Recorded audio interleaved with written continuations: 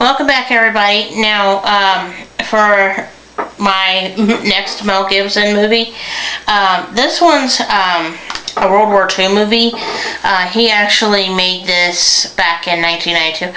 I actually like this movie, and you know, it has a tagline of "Time waits for no man, but true love waits forever." This has Mel Gibson, Elijah Wood, and Jamie Lee Curtis. It's this movie, Forever Young. I like this movie a lot. This was back when Mel Gibson made good movies. It's a shame he doesn't make good movies now. It's a shame he's basically, in my opinion, wigged out.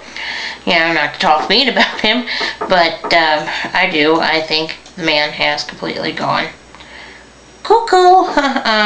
This movie also has Isabel Glasser, George Wendt of Cheers fame, and Joe Morton. I mean, this is a really good movie. It was released on December 11th of 1992, and it's 102 minutes long. This is a shorty compared to that last movie I just reviewed. This is a cute movie. This is, of course, Elijah Wood as a little kid before he, did, Lord of the Rings and everything. And this movie starts off in 1939, where Mel Gibson plays a Captain Daniel McCormick, who is a reckless test pilot. And, after he crashes the prototype into the ground, he's greeted by a guy named Harry Findley, who's played by George Wendt. And then, they're talking about cryogenics, which is, the art of, freezing stuff and bringing it back to life later. And McCormick, goes and meets Helen, who's played by Isabel Glasser, and, she goes into a coma, and they don't think she'll ever get better. But McCormick, goes into a suspended animation thing, so that way he doesn't have to watch Helen die.